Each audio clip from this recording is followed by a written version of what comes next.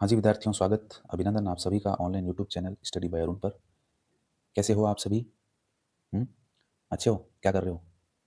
पढ़ाई कर रहे हो या नहीं कर रहे हो? एग्ज़ाम आ रहे हैं आपके, तैयारी आपको रखनी है, रेगुलर पढ़ाई करनी है, क्लासेस लो चाहे मत लो, लेकिन बुक्स ज़रूर पढ़नी है आपको, तभी आप एग्ज़ाम में अच्छे नंबर ला पाएंगे। ठीक है? और चैनल को अभी तक सब्सक्राइब नहीं किया आपने, मुझे पता है। वीडियो तो देख रहे हो लेकिन चैनल को सब्सक्राइब नहीं कर रहे हो। क्या दिक्कत है भाई सब्सक्राइब करने में? कर लो सब्सक्राइब, 1 सेकंड का काम है। देखो, अभी नीचे देखो नाम आ रहा है मेरे चैनल का, study bye Arun. Left side में दिख रहा है, मेरी फोटो भी लगी हुई है उसके सामने। तो उस नाम के एकदम सामने देखो लिखा हुआ आ रहा है सब्सक्राइब, बटन आ रहा है सब्सक्राइब का, दिख गया? यही वाला। इसको क्लिक कर दो, एक बार दबा दो इसको, दबाओ दबाओ, देख रहा हूँ मैं, नहीं दबा रहे हो आप? क्लिक करो इस बटन को। ऐसे अब हो गया ना, देखो सब्सक्राइब लिखा हुआ आ गया। अब देखो बेल आइकन आ गया, उसको भी क्लिक कर दो। ऐसे, गुड, वेरी गुड। आप चैनल हो गया सब्सक्राइब। अब बेल आइकन भी क्लिक कर दिया है, अब जो भी वीडियो मैं अपलोड करूँगा उसका नोटिफिकेशन आपके पास आ जाएगा और आप तुरंत वीडियो को देख पाएंगे। तो चलो आज की कहानी शुरू करते हैं। और प्राचीन भारत का इतिहास हम पढ़ रहे हैं। प्राचीन भारत के इतिहास के अंतर्गत वैदिक सभ्यता हमारा टॉपिक है और वैदिक सभ्यता से लेकर 2 वीडियो मैं पहले अपलोड कर चुका हूँ। अगर वो वीडियो आपने नहीं देखे हैं तो पहले उनको जाके देख लें, ताकि इस वीडियो को समझने में आपको आसानी रहेगी। ठीक है? और क्लास अच्छी लगती है तो शेयर भी कर दिया करो, और लोगों को भी जोड़ो आप चैनल के साथ, ताकि आपको तो बेनिफिट मिल ही रहा है, औरों को भी मिल सके। और एक विशेष बात ये है कि आप लोग जो है वीडियो को लाइक भी कर दिया करो, ताकि मेरी भी थोड़ी हौसला अफजाई हो जाए कि मैं जो काम कर रहा हूँ वो काम कहाँ तक सही है और कितना अच्छे तरीके से मैं कर पा रहा हूँ, कितना मैं आपको समझा पा रहा हूँ। ठीक है ना? तो ये काम भी आप करो। वीडियो अच्छा लगता है तो लाइक कर दिया करो, और कमेंट भी लिखा करो। कोई चीज़ आपको अच्छी लगी है, बुरी लगी है, जो भी है उसको आप कमेंट बॉक्स में लिख दिया करो।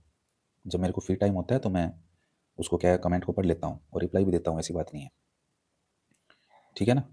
चलो, तो आज की कहानी शुरू करते हैं अपन। प्राचीन भारत के इतिहास के अंतर्गत वैदिक सभ्यता हमारा टॉपिक है, और वैदिक सभ्यता का आज ये तीसरा वीडियो लेक्चर है। पीछे हमने वैदिक सभ्यता के बारे में पढ़ा। वैदिक सभ्यता में जो है वेदों का जिक्र किया गया है, तो वेद हमने पढ़े, चारों वेदों के बारे में जाना। ऋग्वैदिक काल और 3 वेद जो कि बाद में उत्तर वैदिक काल में लिखे गए, उनके बारे में हमने पढ़ा।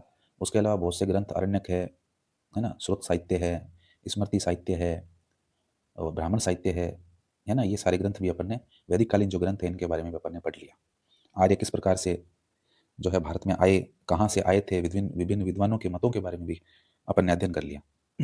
ठीक है? तो आज अपन वैदिक सभ्यता के में आगे पढ़ते हैं। और आज सबसे पहले हम पढ़ेंगे कि वैदिक काल के अंदर, जैसा मैंने आपको बताया कि राजा, एक कबीले का सरदार होता था राजा, और राजा का फर्ज था कि उस कबीले की रक्षा करें, लोगों की मदद करें, उनके जानवरों को कोई चुरा के ना ले जाए तो उनकी रक्षा करें। साथ में पड़ोसी जो क्षेत्र हैं वहाँ से कोई अटैक, आक्रमण ना हो जाए तो उससे भी रक्षा करना जो है राजा का दायित्व था। तो अब राजा को कंट्रोल कौन करे? भाई राजा मनमानी भी तो कर सकता है, राजा निरंकुश हो सकता है, अपनी मनमानी कर सकता है। तो राजा को कंट्रोल करने के लिए ऋग्वैदिक काल के अंदर कुछ संस्थाएं बनी हुई थी, जैसे वर्तमान में संस्थाएं बनी हुई है। वर्तमान में आपके जब सरकार चुनी जाती है तो कहाँ से? लोकसभा, और लोकसभा में से सामान्य जनता, यानी हमारे द्वारा लोकसभा में हम अपने प्रतिनिधि भेजते हैं, और उस लोकसभा में से ही फिर वो सारे प्रतिनिधि अपने में से किसी एक व्यक्ति को प्रधानमंत्री चुन लेते हैं। ठीक है? तो अब उस प्रधानमंत्री, वो प्रधानमंत्री निरंकुश नहीं हो सकता, वो अपनी मर्जी से कुछ नहीं कर सकता। उसके जो मंत्री है मंत्रिमंडल में, वो सलाह मशवरा परामर्श देकर के ही कोई ना कोई कार्य करेंगे। चाहे कोई कानून बनाना हो, चाहे कोई नई योजना लेकर के आनी हो देश के अंदर, तो वो सारे सलाह मशवरा करके ही वो कार्य करेंगे।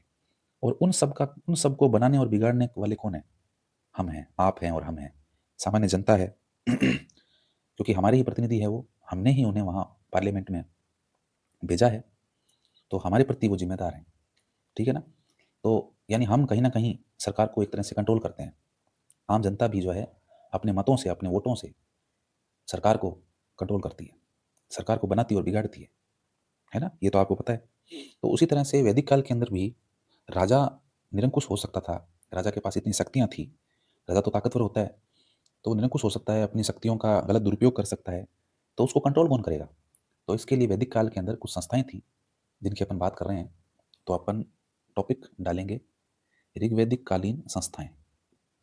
ऋग्वैदिक कालीन ऋग्वैदिक कालीन संस्थाएँ। लिखो मेरे साथ, लिख रहे हो ना आप? हाँ, लिखना ज़रूरी है भाई, लिखने से याद होता है। तो ऋग्वैदिक कालीन संस्थाओं की अपन बात कर रहे हैं और ऋग्वैदिक कालीन संस्थाएँ जो थी, उनमें सबसे पहले अपन बात करते हैं सभा की। सबसे पहले अपन सभा की बात कर रहे हैं।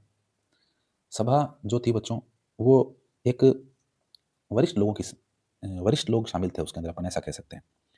और एक तरह से इसको सामूहिक ग्राम सभा भी कह सकते हैं, पूरे गाँव की एक सभा अपन उसको कह सकते हैं। यानी इसमें वरिष्ठ लोग शामिल होते हैं, वरिष्ठ, वरिष्ठ समझ रहे हो? जो उम्र में बड़े हों, वरिष्ठ लोगों का समूह, ऐसे लिखो आप। सभा का मतलब है ऐसी ऐसा समूह जिसमें कैसे लोग शामिल हैं? वरिष्ठ लोग शामिल हैं, जिनकी उम्र थोड़ी ज़्यादा है, वो लोग इसमें शामिल होते हैं। अच्छा, ये काम क्या करते हैं? सभा का काम क्या है? सभा का काम क्या होगा? वरिष्ठ लोग हैं, बड़े लोग हैं, तो सलाह-मशवरा देंगे, अपनी राय देंगे। गाँव में कोई भी परेशानी आ गई, समस्या आ गई, तो उसको हल करने के लिए उन मामलों पर विचार-विमर्श करेंगे। तो आप क्या लिखेंगे कि ग्राम के कोई सामूहिक मामले हैं, उनको हल करने के लिए ये सभा काम करती थी। तो कार्य की बात करें, सभा का काम क्या था? ग्राम के मामलों को हल करना। ये लो, ये इसका काम था। गाँव के कोई मामले हैं, विवाद हैं, उनको हल करने के लिए ये काम करती थी। अच्छा, इस सभा के अंदर महिलाएँ भाग लेती थी या नहीं लेती थी? तो बच्चों, महिलाओं को इस सभा के अंदर भाग लेने का अधिकार था, क्योंकि वैदिक काल में हम पढ़ते हैं कि ऋग्वैदिक काल के अंदर महिलाओं की स्थिति बहुत अच्छी थी। महिलाएँ पढ़ी-लिखी हुआ करती थी, वेदों का अध्ययन करती थी महिलाएँ, है ना? पर्दा प्रथा वगैरह ये सब नहीं था उस वक़्त। तो महिलाओं की स्थिति अच्छी थी, तो गाँव के मामलों के अंदर भी, विचार-विमर्श के अंदर भी महिलाओं को शामिल किया जाता था। यानी महिलाओं को भी इन सभा में भाग लेना क्या था? अधिकार मिला हुआ था।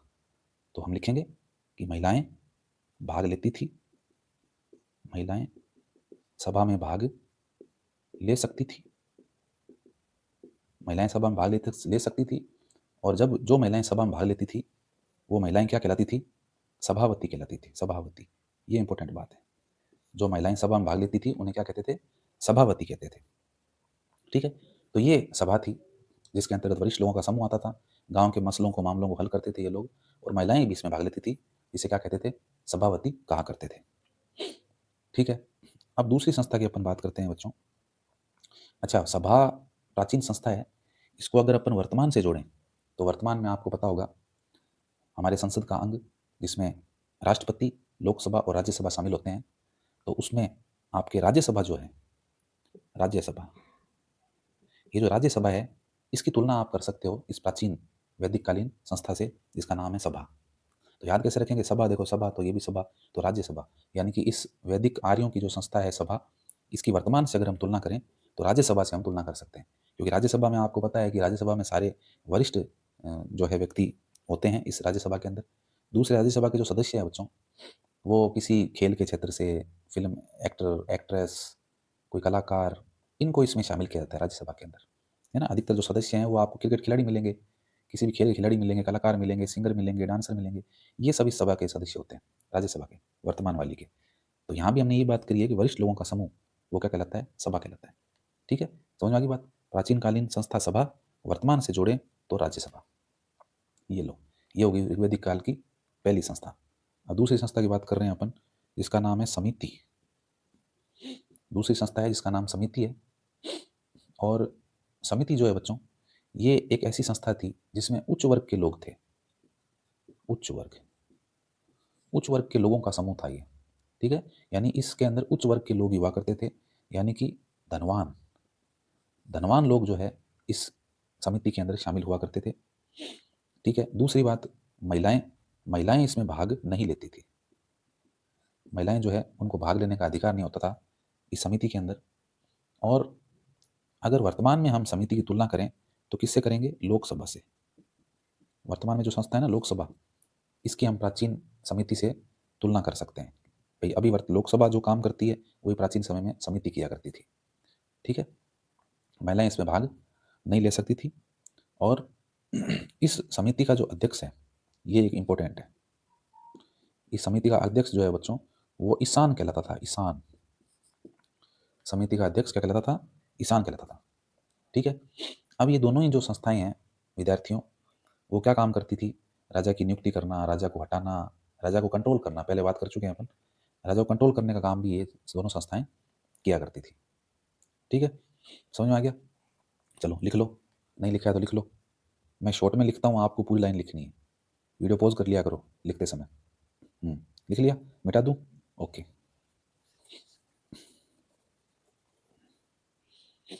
अब अपन चलते हैं आगे तीसरी संस्था की तरफ, जिसका नाम है विदथ। आर्यों की जो तीसरी संस्था है उसका नाम है विदथ। विदथ जो है बच्चों, वो आर्यों की सबसे प्राचीन संस्था मानी जाती है।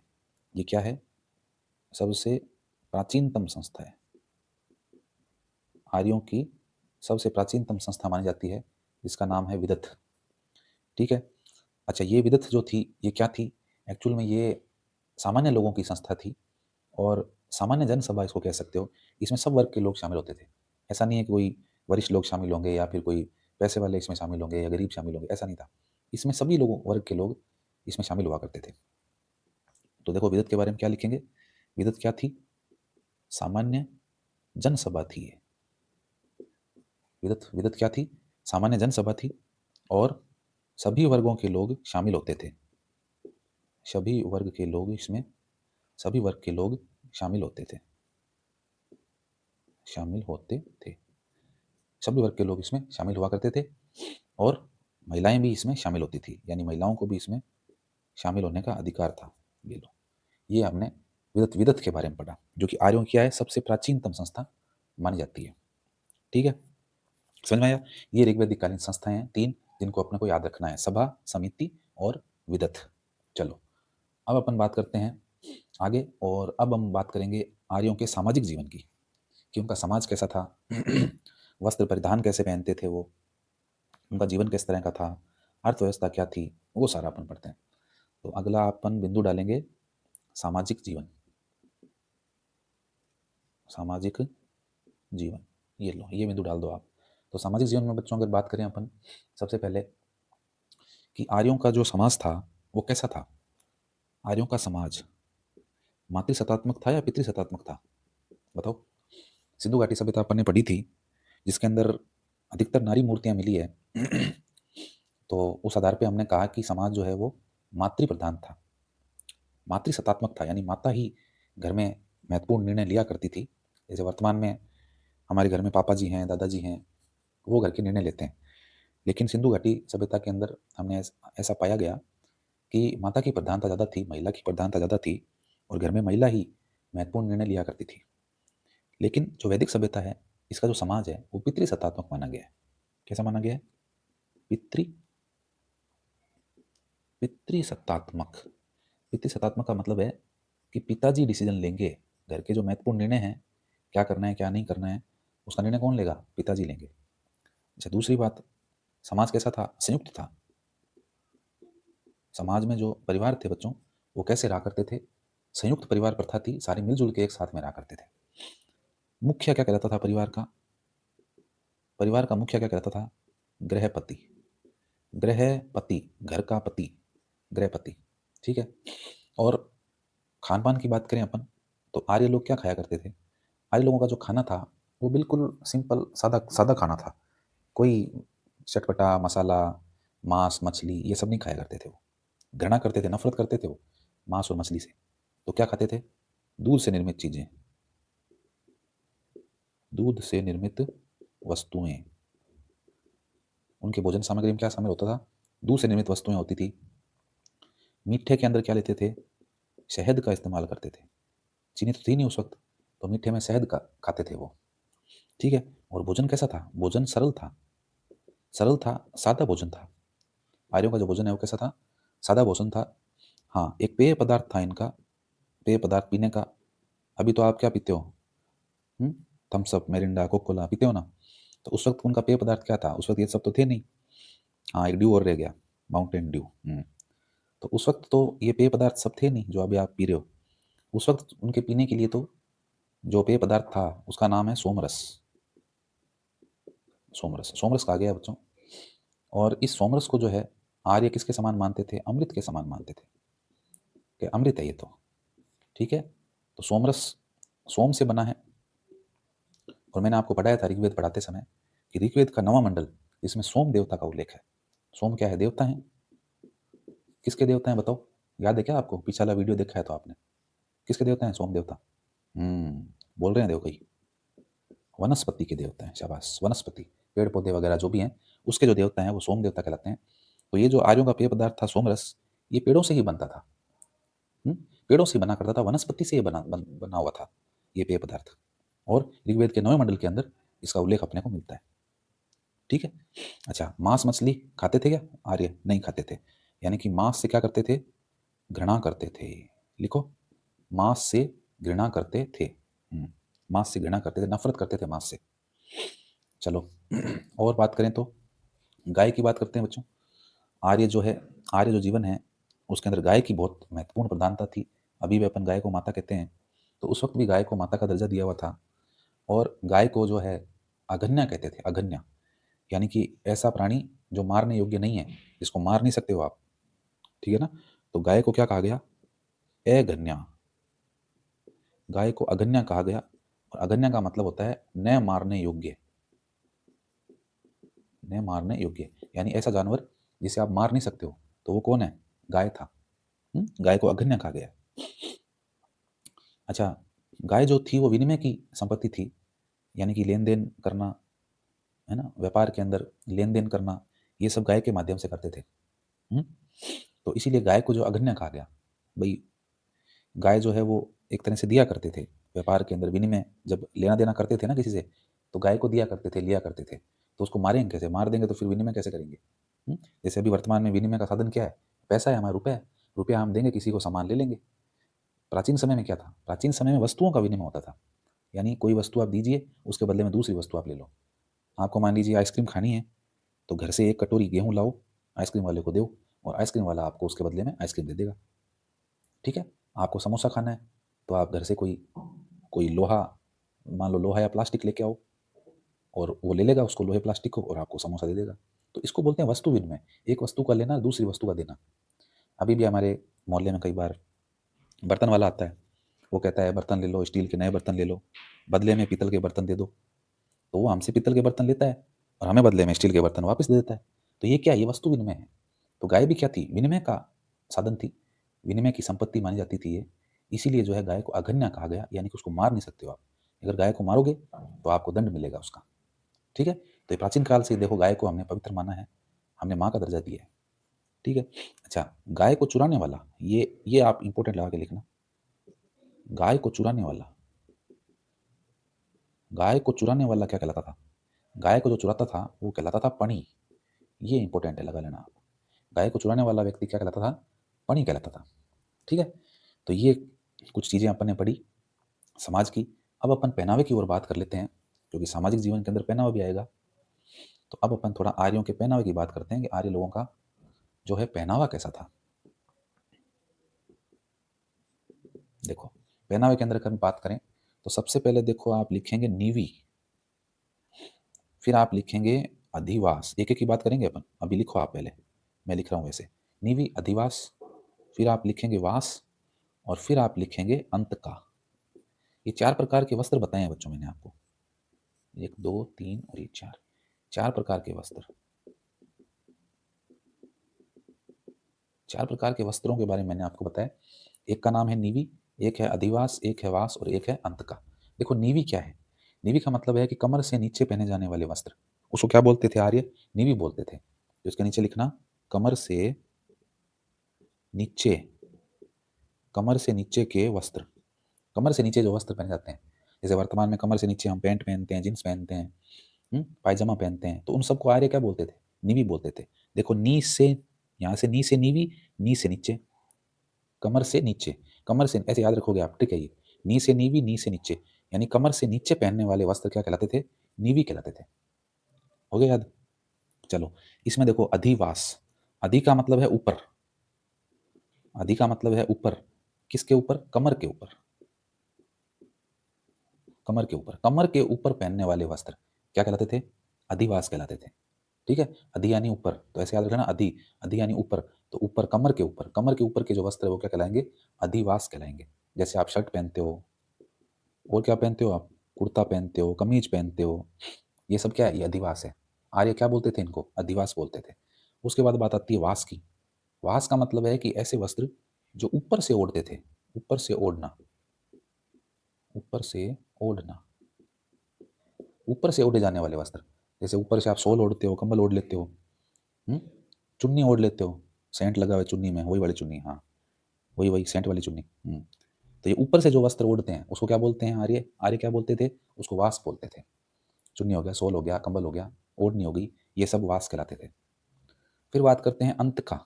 अंत का क्या होते हैं? अंत का मतलब है कि बुने हुए वस्त्र, बुने हुए। अंत का मतलब है ऐसे वस्त्र जो बुने हुए हैं। जैसे आपके स्वेटर हो गया, स्वेटर को 2 सलाइयों से बुनते हैं ना आपस में, बुन के बनाते हैं उसको, तो बुने हुए वस्त्र क्या कहलाते थे? आपके अंत का कहलाते थे। ठीक है, कुछ और वस्त्रों की बात कर लेते हैं। जैसे सिर पर बच्चों पगड़ी पहनते थे आर्य। आर्य की जो पगड़ी थी वो क्या कहलाती थी? ऊष्णीय कहलाती थी। ऊष्णीय, पगड़ी को कहते थे ऊष्णीय। ऊष्णीय शब्द जो है वो उष्ण से बना है, उष्ण। और उष्ण का मतलब होता है बच्चों गर्म। उष्ण का मतलब क्या होता है? गर्म होता है। तो पगड़ी क्या रखती है? पगड़ी सिर को गर्म रखती है ना, ठंड से बचाती है। तो ऐसे याद रख लेना कि पगड़ी को आर्य लोग क्या कहते थे? ऊष्णीय कहते थे। ठीक है। अच्छा, इस पगड़ी के ऊपर एक आभूषण भी लगा हुआ होता है, आपको पता होना चाहिए। पगड़ी, पगड़ी मान लीजिए इस तरह से कोई पगड़ी है, जो व्यक्ति है इसने पगड़ी बांध रखी है, तो पगड़ी पे यहाँ पे कोई आभूषण लगा हुआ है मान लो, ठीक है, यहाँ पे मान लो कोई आभूषण लगा हुआ है, तो ये आभूषण क्या कहलाता था? इस आभूषण को कहते थे कुंभ। क्या कहलाता है? कुंभ। ये पगड़ी के ऊपर जो आभूषण लगा होता है उसे क्या कहते हैं? कुंभ कहते हैं। ठीक है, तो ये पगड़ी की बातें थी। अब कुछ अमीर लोग, पैसे वाले लोग जो वस्त्र पहनते थे उसे क्या कहते थे? भाई ये तो आम पहनावा था, आम लोगों के द्वारा पहने जाने वाले वस्त्र थे ये। अब कोई धनी परिवार के लोग हैं या अमीर लोग हैं, वो विशेष वस्त्र पहनते थे, विशेष प्रकार का, तो उसको कहते थे छोम। तो यहाँ लिखो, अमीर लोगों द्वारा,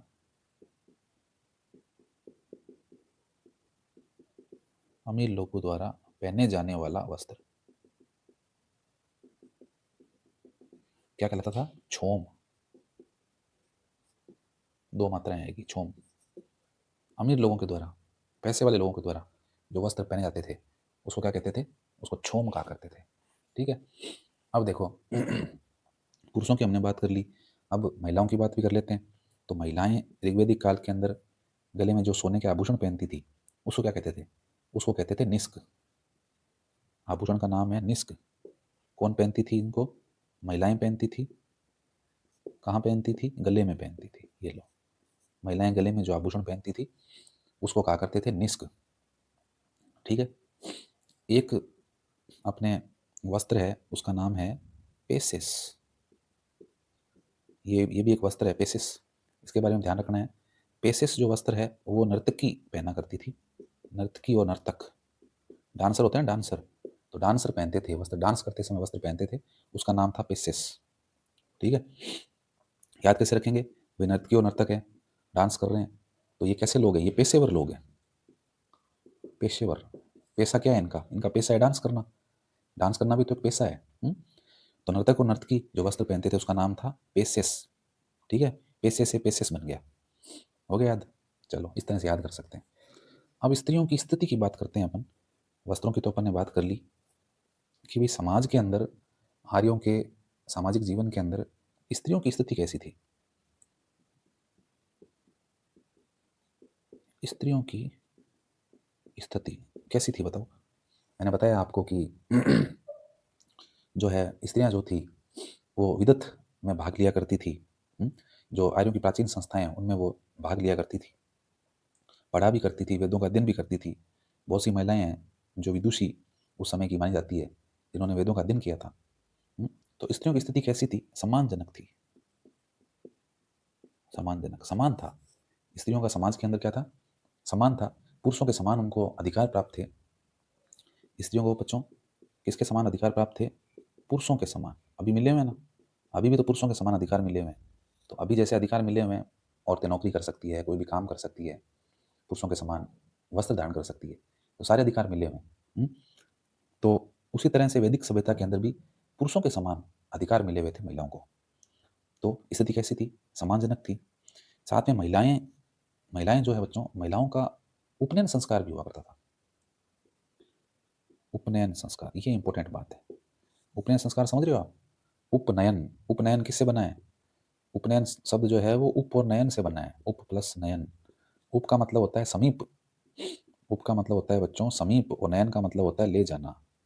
किसके समीप ले जाना? गुरु के समीप ले जाना, गुरु के आश्रम में लेके जाना, उसको कहते हैं उपनयन संस्कार। तो जब बच्चा बड़ा हो जाता था, तो जब उसको पढ़ने के लिए गुरु जी के पास भेजते थे, तो ये संस्कार किया जाता था जिसका नाम था उपनयन संस्कार। तो ये संस्कार केवल और केवल लड़कों का ही नहीं बल्कि लड़कियों का भी हुआ करता था। क्यों? क्योंकि महिलाओं को भी समाज के अंदर बराबरी का अधिकार था, तो उनको भी पढ़ने लिखने का अधिकार मिला हुआ था। वो भी गुरु के आश्रम में जाकर शिक्षा ग्रहण कर सकती थी, इसलिए महिलाओं का उपनयन संस्कार हुआ करता था। ठीक है, अब कुछ अपन इस तरह की महिलाओं के बारे में पढ़ेंगे जो ब्रह्मचर्य का भी पालन करती थी, गृहस्थ का भी पालन करती थी, और साथ साथ में वो अपनी शिक्षा को भी अर्जित किया करती थी। तो इस तरह के कुछ शब्द हैं जो अपने को पता होने चाहिए। देखो, एक तो शब्द आता है जो है आपके सद्योवधू। सद्योवधू, ये देखो बच्चों, ये कैसी महिला है? सद्योवधू नाम की जो महिला है, कि कौन सी महिला को सद्योवधू कहा जाता था? तो सद्योवधू एक ऐसी महिला थी जो 16 वर्ष तक तो गुरु के आश्रम में रहती थी, वहाँ पर विद्या अध्ययन करती थी, वेदों का ज्ञान लिया करती थी, शिक्षा अर्जित किया करती थी, और जब 16 वर्ष पूरे हो जाते तो फिर वो उसका विवाह कर दिया जाता और वो अपना घर बसा लेती और गृहस्थ जीवन में प्रवेश कर जाती थी। ऐसी महिला को क्या कहते थे? सद्योवधू कहते थे। ठीक है, समझ में आया आपको? यानी ऐसी महिला जो 16 वर्ष तक विद्या अध्ययन करती थी, गुरु जी के आश्रम में रहती थी, और 16 वर्ष के बाद उसका विवाह कर दिया जाता और वह गृहस्थ जीवन में प्रवेश कर जाती थी। उसे क्या कहते थे? सद्योवधू कहते थे। तो लिख लो आप इसको, 16 वर्ष तक ऐसी महिला 16 वर्ष तक विद्या अध्ययन करती,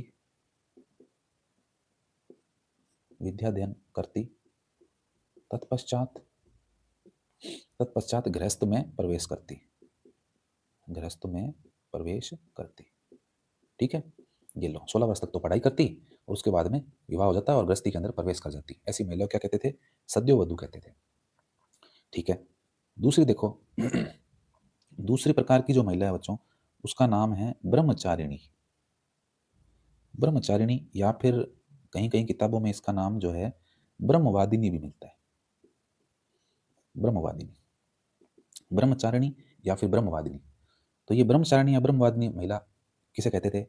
ये ऐसी महिला थी, देखो नाम से मालूम चल रहा है, ब्रह्मचारिणी, यानी कि जो जीवन भर ब्रह्मचर्य में रहती थी, विवाह नहीं करती थी, पूरे जीवन जिंदगी भगवान के भजन करना है, धर्म में अध्यात्म में डूबी हुई रहती थी, भगवान की भक्ति करती थी, शादी विवाह कुछ नहीं, कोई गृहस्थी नहीं। तो ऐसी महिला क्या कहते थे? ब्रह्मचारिणी कहते थे। यानी आजीवन, कैसी महिला है ये? आजीवन ब्रह्मचर्य में रहना, आजीवन ब्रह्मचर्य में रहती थी, पूरी जिंदगी ब्रह्मचर्य में रहती थी, विवाह नहीं करती थी, ऐसी महिला ब्रह्मचारिणी कहलाती थी। ठीक है, एक प्रकार और है जिसका नाम है अमाजू। अमाजू, अमाजू ऐसी महिलाओं कहते थे बच्चों जो महिलाएं ना तो ब्रह्मचर्य का पालन करती थी, ठीक है, और न ही वो गृहस्थ में जाती थी, ठीक है, लेकिन ज्ञानार्जन करती थी। देखो, ये वाला इंपॉर्टेंट हो जाता है अपने आप में, क्योंकि इस प्रकार की जो महिलाएं हैं वो चारित्रिक रूप से ठीक नहीं हुआ करती थी। ठीक है, चरित्रहीन आप कह सकते हो इनको, क्योंकि ये महिलाएं ना तो ये ब्रह्मचर्य का पालन करती थी, ब्रह्मचर्य का पालन नहीं करना, गृहस्थ में नहीं जाना, ब्रह्मचर्य का पालन भी नहीं करती थी, गृहस्थ में भी नहीं जाती थी, यानी कि शादी विवाह भी नहीं करती थी, लेकिन ज्ञान ग्रहण करती थी, ज्ञान ग्रहण करती थी। तो इस तरह की महिलाएं थी। तो इन महिलाओं को हम गणिका कह सकते हैं, गणिका या वैश्या हम कह सकते हैं इनको, ठीक है ना, क्योंकि ब्रह्मचर्य का पालन नहीं कर रही है और गृहस्थी में भी नहीं जा रही है, अपना घर भी नहीं बसा रही है, ठीक है, और ज्ञानार्जन कर रही है। तो ये इस तरह की महिलाएं कहलाती थी आपके अमाजू, इनको बोलते थे अमाजू, अमाजू। तो 3 प्रकार की महिलाएं थी समाज के अंदर। सद्योवधू जो कि 16 वर्ष तक गुरु जी के आश्रम में विद्या अध्ययन करती थी, उसके बाद में गृहस्थ में प्रवेश करती थी, विवाह करती थी, अपना परिवार बसाती थी। दूसरी ब्रह्मचारिणी, ब्रह्मवादिनी, जो आजीवन ही ब्रह्मचर्य में रहती थी, कभी विवाह नहीं करती थी और ज्ञान ग्रहण करती थी। और तीसरी है अमाजू, जिसको गणिका या वैश्या हम कह सकते हैं, ये ब्रह्मचर्य का पालन भी नहीं करती थी, गृहस्थ में भी नहीं रहती थी और ज्ञान का संग्रह या ग्रहण करती थी। ये 3 प्रकार की महिलाएं थी। अब कुछ विदुषी महिलाएं हैं जिनके नाम आपको पता होना चाहिए। ऐसी महिलाएं जो वेदों का अध्ययन करती थी और काफ़ी ज्ञानवान थी। ऐसी महिलाएं जिनकी अपन बात करते हैं, जो वैदिक मंत्रों को जानती थी, वैदिक मंत्रों को बोला करती थी, वैदिक मंत्रों का रोजाना पाठ करती थी और पुरुषों के साथ वाद विवाद किया करती थी। मुख्य बात यह, पुरुषों से कोई धार्मिक विषयों पर विचार विमर्श, वाद विवाद भी ये महिलाएं किया करती थी। तो काफ़ी पारंगत महिलाएं थी ये। तो ऐसी महिलाएं देखो कौन है, पहले तो आप लिखेंगे कि ऐसी महिलाएं जिनको हम बोलेंगे विदुषी महिलाएं। विदुषी महिलाएं, ठीक है। विद्वान तो लिख नहीं सकते, महिला के लिए लिखेंगे तो विदुषी लिखेंगे। कोई बहुत ज़्यादा ज्ञानी अगर व्यक्ति होता है तो हम कह देते हैं कि देखो विद्वान हमारे बीच आज ये फलां विद्वान आए हैं। लेकिन अगर कोई महिला अगर होशियार है, कोई गुणी है, ज्ञानी है, तो उसको विद्वान शब्द नहीं बोलेंगे। विद्वान शब्द पुरुष के लिए होता है, महिला के लिए क्या होता है? विदुषी शब्द होता है। तो विदुषी महिलाएं थी जो वैदिक मंत्रों की रचना करती थी, वैदिक मंत्रों का पाठ करती थी और पुरुषों को उन्होंने वाद विवाद करके जो है पराजित कर दिया था, एक तरह से परास्त कर दिया था। धार्मिक विषयों के ऊपर वाद विवाद होते हैं ना, तो उसमें पुरुषों को जो है पराजित कर देती थी ऐसी महिलाएं। तो कौन कौन सी है वो महिलाएं? देखो घोषा, कुछ नाम है जो इंपॉर्टेंट है।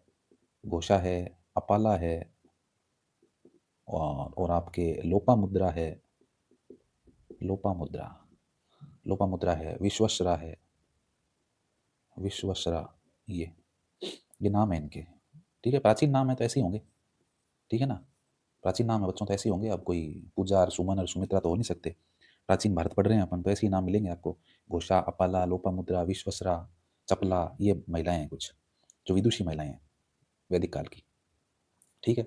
अच्छा, उसके अलावा समाज के अंदर एक प्रथा चलती थी जिसका नाम था नियोग प्रथा। समाज में एक प्रथा व्याप्त थी जिसे कहते हैं नियोग प्रथा। नियोग प्रथा का मतलब है कि ऐसी प्रथा जिसमें कोई महिला है मान लो, और इसका जो पति है वो खत्म हो गया, मर गया, पति मर गया। तो अब इस महिला के संतान नहीं हो रही, तो इस महिला को संतान की आवश्यकता है। इस महिला को क्या चाहिए? संतान चाहिए। तो ये महिला संतान प्राप्ति के लिए अपने परिवार से, या तो अपने परिवार से, भाई पति का परिवार है, शादी होकर चली गई तो पति तो खत्म हो गया, तो पति का मान लो कोई भाई है? तो इसका क्या लगा? इसका देवर लगा ना। तो ये महिला क्या करती थी कि अपने परिवार में, मान लीजिए पति इसका समाप्त हो गया, खत्म हो गया, मर गया, तो संतान प्राप्ति के लिए ये अपने परिवार के किसी दूसरे सदस्य के साथ में जो है संभोग कर लेती और संतान को प्राप्त कर लेती। तो यही प्रथा क्या कहलाती थी? नियोग प्रथा कहलाती थी बच्चों। ये प्रथा इसलिए थी क्योंकि मान लीजिए अब इस महिला का पति मर गया तो दूसरा विवाह तो ये कर नहीं सकती। उस समय इस तरह का प्रावधान नहीं था कि दूसरा विवाह हो जाए। तो अब इस महिला का जीवन कैसे चलेगा? तो अगर इसके कोई बच्चा हो जाएगा तो उस बच्चे के भरोसे क्या आएगी, अपनी ज़िंदगी जी लेगी। ऐसी सोच थी लोगों की।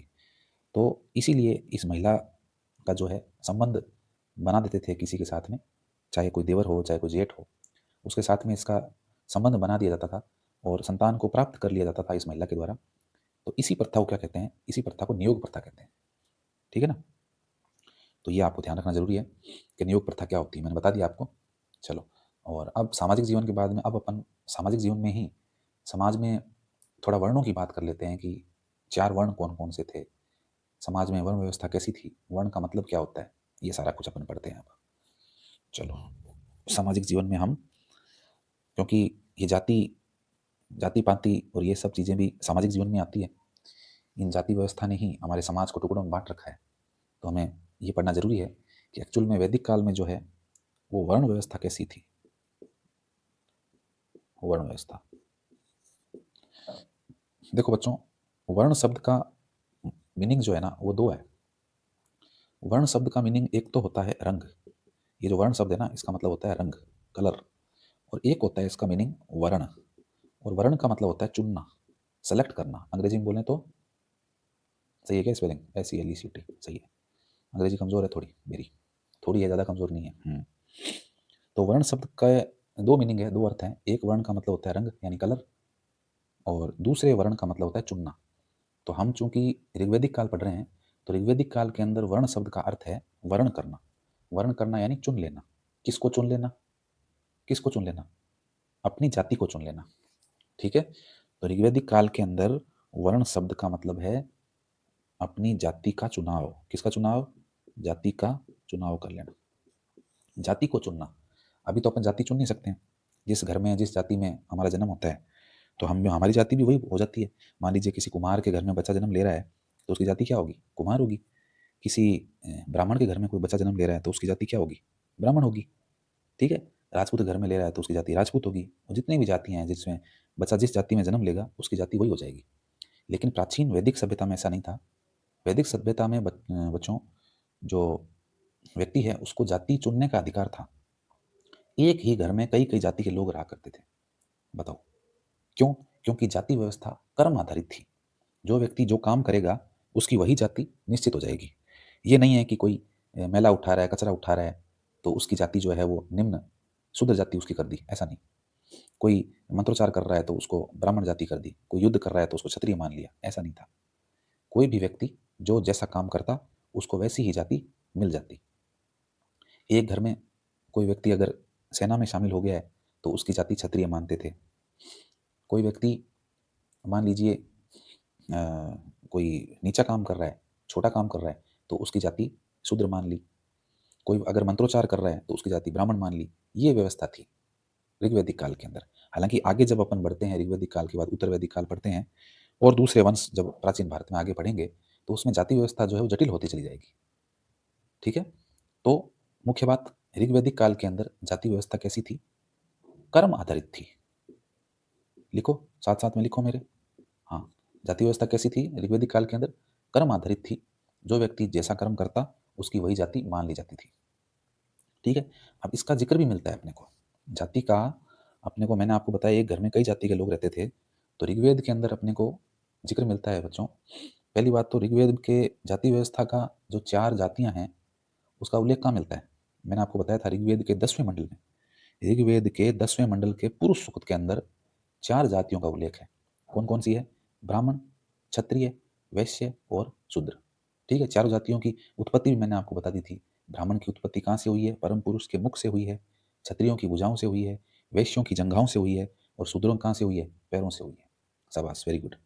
ठीक है। तो अब देखो, जाति व्यवस्था कर्म आधारित थी और इसकी पुष्टि जो है वो ऋग्वेद के अंदर एक स्टेटमेंट है, एक कथन है। किसका कथन है? शिशु अंगिरस। शिशु अंगिरस का कथन। शिशु अंगिरस।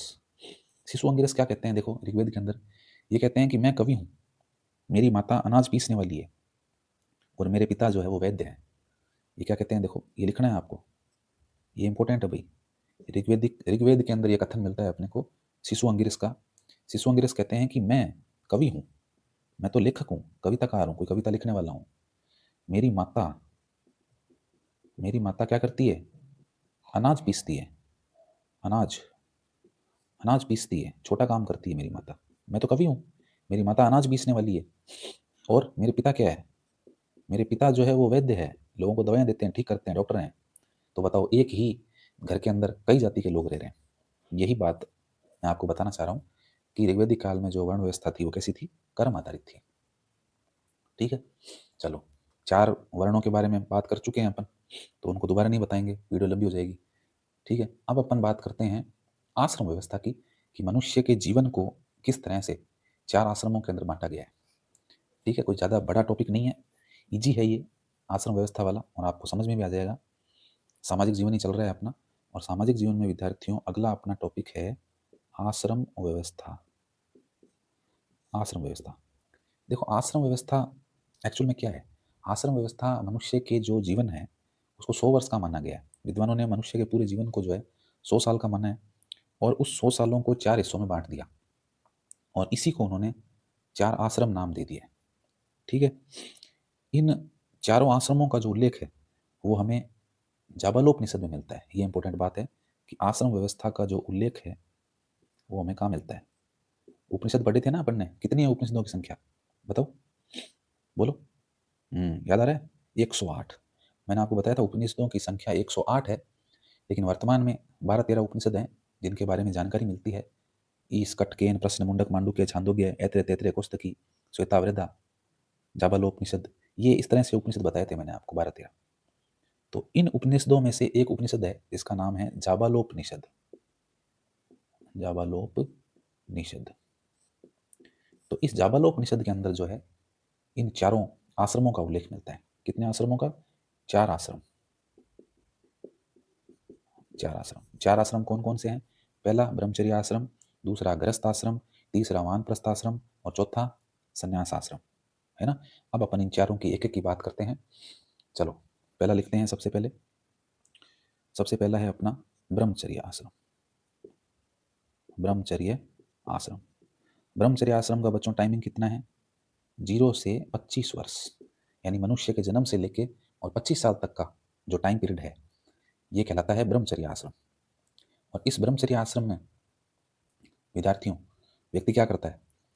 इस ब्रह्मचर्य आश्रम में व्यक्ति गुरु के पास जाता है, गुरु के आश्रम में ज्ञान की प्राप्ति करता है।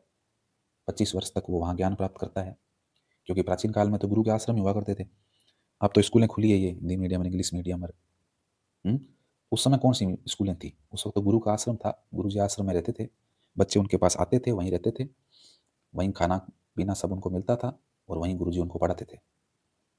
तो ये जो ब्रह्मचर्य आश्रम है इसका टाइम पीरियड है 0 से 25 वर्ष, यानी 25 वर्ष तक बालक गुरु के आश्रम में रहता था, वहाँ रहकर के ज्ञान प्राप्त करता था। और जब वो 25 वर्ष का हो जाता तब उसको गुरु जी घर भेज देते कि भाई अब तेरा जो है शिक्षा पूरी हो गई है, अब तो अपने घर जा और घर जा करके गृहस्थ आश्रम में प्रवेश कर, ऐसा कहते हैं। ऐसा गुरु जी कहते थे और कह करके उसको घर पे भेज दिया करते थे। ठीक है, तो ये ब्रह्मचर्य आश्रम है।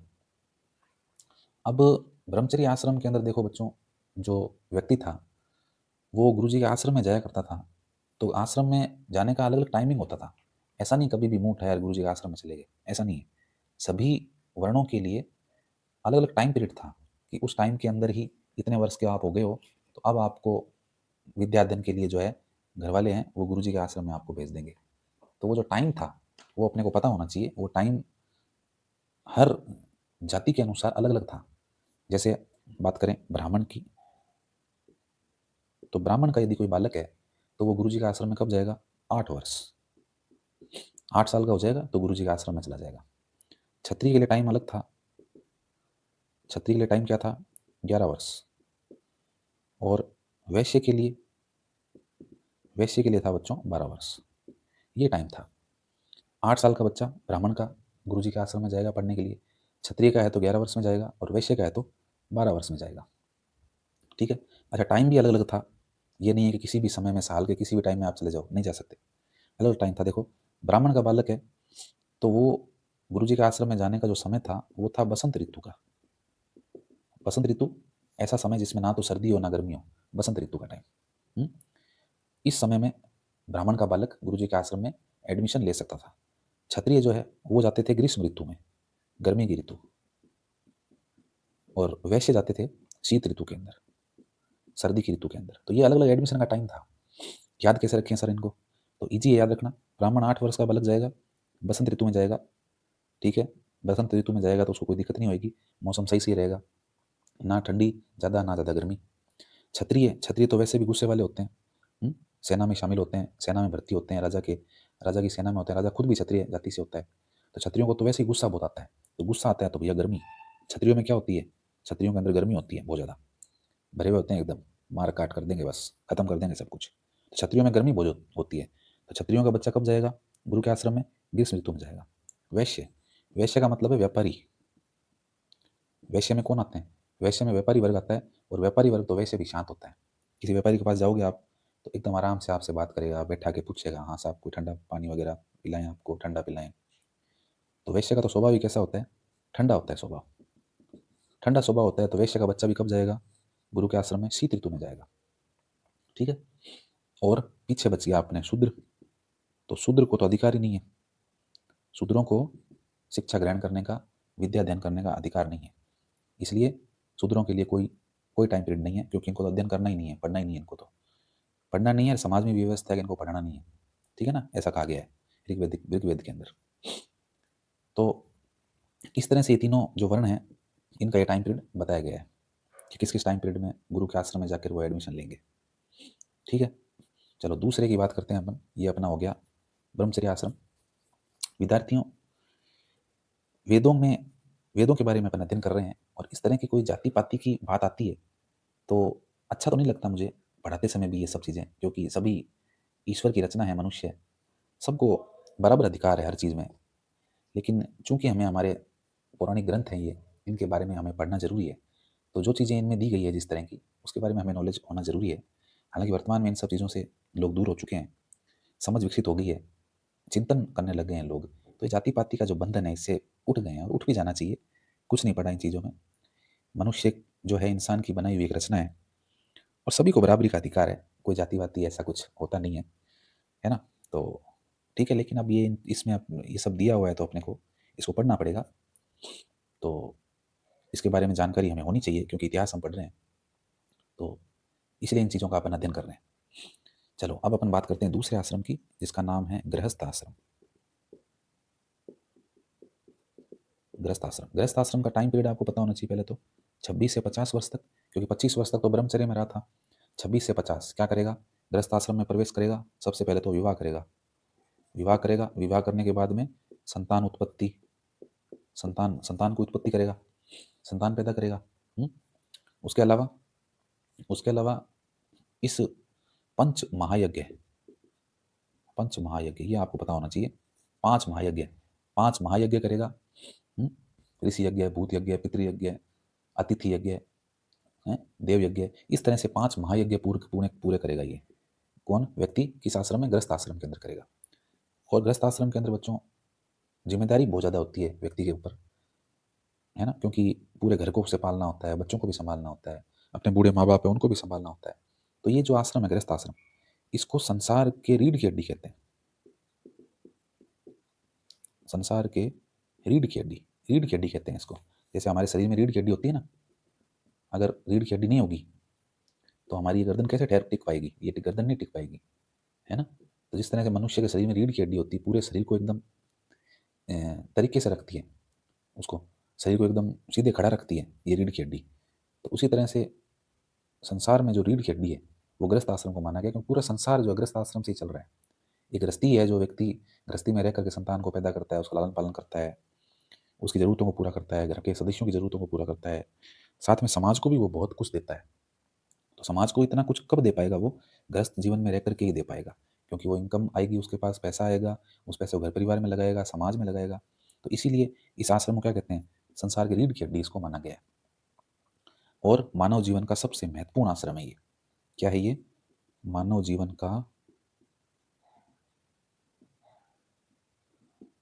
का सबसे महत्वपूर्ण आश्रम माना गया है। किसको, गृहस्थ आश्रम को। ठीक है, चलो अब फटाफट से तीसरे की बात कर लेते हैं, क्लास को एंड करेंगे।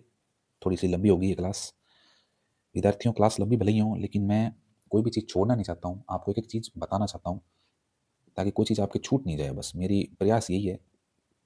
वानप्रस्थ आश्रम, हमें इतिहास को रटना नहीं है, हमें इतिहास को समझना है। इसी तरह से समझते रहिए इतिहास को, और एक दिन आप भी इतिहास लिख दोगे। चलो, वानप्रस्थ आश्रम। वानप्रस्थ आश्रम देखो नाम से मालूम चल रहा है, वानप्रस्थ, कहाँ जाएगा व्यक्ति, वनों की तरफ प्रस्थान कर जाएगा। टाइम पीरियड क्या है इसका, 51 से 75, 51 साल से लेकर 75 साल का जो टाइम है वो वानप्रस्थ आश्रम का टाइम है। और इस टाइम में जो मनुष्य है उसके जो संसारिक मोह माया है उनसे वो दूर हो जाएगा और वनों के अंदर चला जाएगा। और वनों में जाकर के कुछ जो धार्मिक ग्रंथ है, या तो उन धार्मिक ग्रंथों को लिखेगा, नए धार्मिक ग्रंथों की रचना करेगा, या फिर जो धार्मिक ग्रंथ है उनको जाके पढ़ेगा, उनका अध्ययन करेगा जाकर के। तो ये कौन सा आश्रम है, वानप्रस्थ आश्रम है। टाइम क्या है, 51 से 75 साल। और ये टाइम ऐसा होता है जिसके अंदर व्यक्ति के बच्चे बड़े हो जाते हैं, उनकी शादी होती है, पोता पोती भी हो जाते हैं, तो वो घर से फ्री हो जाता है। इसलिए इस आश्रम को नाम दिया है वानप्रस्थ आश्रम, यानी वनों की तरफ चले जाना। और चौथा अपना है लास्ट, संन्यास आश्रम। संन्यास आश्रम, संन्यास आश्रम का टाइम क्या है, 76 से 100। ये लो, इस आश्रम के अंदर जो है वो व्यक्ति पूर्ण रूप से संसार को छोड़ देता है ना, किसी से कोई वास्ता नहीं रखता, और किसकी प्राप्ति के लिए काम करता है, मोक्ष की प्राप्ति के लिए। मोक्ष की प्राप्ति, एक ही उद्देश्य होता है कि मुझे अब मोक्ष प्राप्त करना है। मोक्ष का मतलब है जन्म मरण से मुक्ति और भगवान के पास चले जाना। बस जन्म मरण से मुक्ति मिल जाए, दोबारा जन्म नहीं लेना, भगवान के पास चले जाना, इसी को बोलते हैं मोक्ष। तो संन्यास आश्रम, जिसमें वो घर बार सब छोड़ देता है, वनों में तो पहले ही चला गया, अब वनों के अंदर भी जो है वो एकदम भक्ति भावना में लीन हो जाता है, तपस्या करने लगता है, और लास्ट में जो है मोक्ष की प्राप्ति कर लेता है। तो ये विद्यार्थियों, हमने वैदिक सभ्यता के सामाजिक जीवन के बारे में पढ़ा। कुछ चीज़ें और है जो रह गई है, आगे हम धार्मिक जीवन की बात करेंगे। तो आज के लिए तो इतना ही। वीडियो थोड़ी सी लंबी हो गई है, कोई बात नहीं, मुझे पता है आपको पसंद आएगी वीडियो। तो आज के लिए इतना ही, मिलते हैं इसके नेक्स्ट पार्ट में। तब तक के लिए जय भारत, जय हिंद। अपना ध्यान रखना, स्वस्थ रहिए, मस्त रहिए।